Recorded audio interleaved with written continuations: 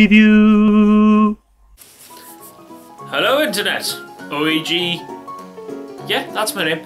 O.E.Gamer here again. I've got another review for you. I'm gonna do... That did not have the desired effect. Wait, what am I doing? I could just edit this in. Hotline Miami. It's been out quite a while, but the second one's coming out soon, so I thought I'd do a little review and let you know how I feel. Let's get this shit going. Plot. So the first time I played this game, initially, I had no idea what the story was. Like, why the fuck is there a dead guy in my house? Like, do you know, woman? Like, what he's doing? What's going on here? Do you just know? No? Fuck it. Okay, bye! Send me a postcard! Kisses! Anyways, I'll tell you what I think after doing the second playthrough. So, these parts is kind of your subconscious is talking to you, and they'll vaguely give you an idea of how crazy like things will become later on in the game. It then goes back in time, or the game starts with you getting a voicemail, and outside the apartment is a package with instructions inside and a mask, and the instructions tell you to take a briefcase or something. And then you begin the spiral into madness and the subtle arts of murder! However, if you read and follow the story closely, it actually becomes incredibly addictive and takes you on an emotional roller coaster. More so than some of the games today, like Call of Duty and Battlefield. You also keep meeting the same clerk in each store, and I never understood why.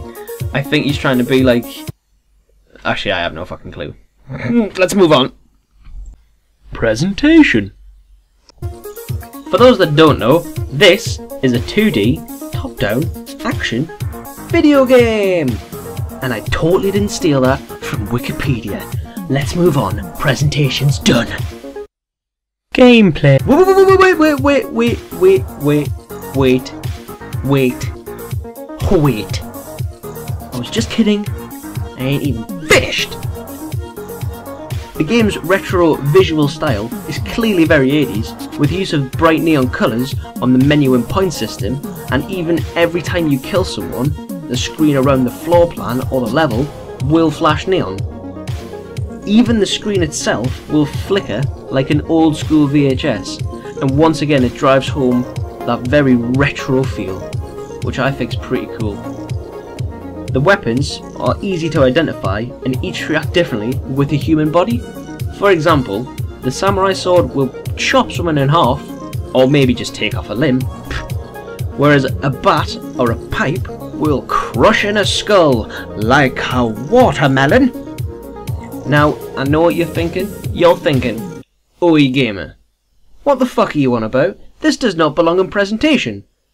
But, if you think about it, the developers have obviously put in a lot of thought to present each gritty and gruesome death differently depending on the weapon.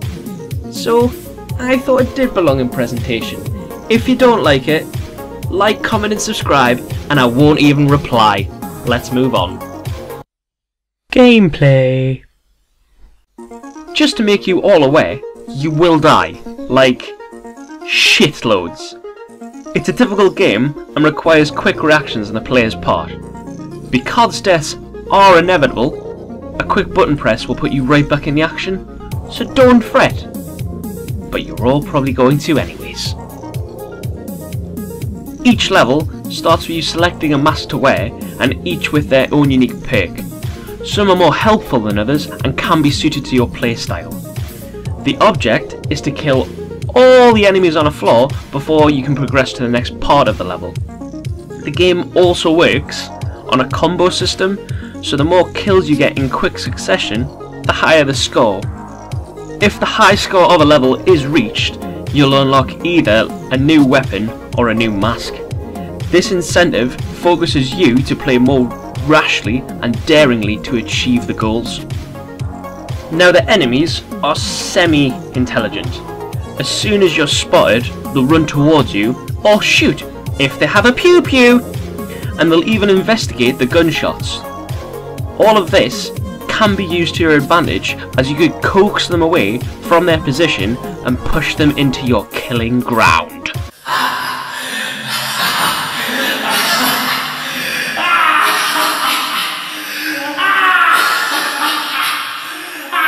There is also secrets in the majority of levels, but I don't want to spoil it, so this is what one looks like, and they're quite hard to spot, but it's worthwhile getting it because it does help progress the story at the end.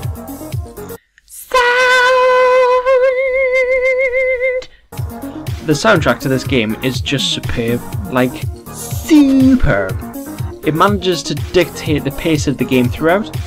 There is a lull in a chapter where you take a small respite from the mass genocide of sharp-dressed men. At this point, the music will slow to suit the chapter, but soon after, the player resumes his killing spree of ZZ Top fans, and once again, the music reacts to this. Even when you complete a level, the music playing is abruptly cut off to be replaced by a dull ringing as you walk to the car. Hotline Miami's soundtrack is just one of those that you can listen to on its own and still thoroughly enjoy. Now, I don't have much to say on the sound effects, but that's not necessarily to say they're a bad thing. Each gun variety makes a different noise, and pipes, punches, and caving someone's skull all have the same satisfying thump. It's just that the music kind of takes center stage with Hotline Miami, which is a good thing.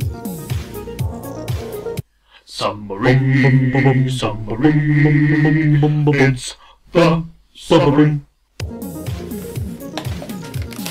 So we've come to the end of the... God damn, it's upside down. We've come... Yeah, it was. Come to the end of the summary, the review, whatever you want to call it. It's a good fast action-packed game. Oh, for God's sake. So anyways, it's a good fast action-packed... It's a good fast action-packed game, for God's sake. So here we are. I'm almost done.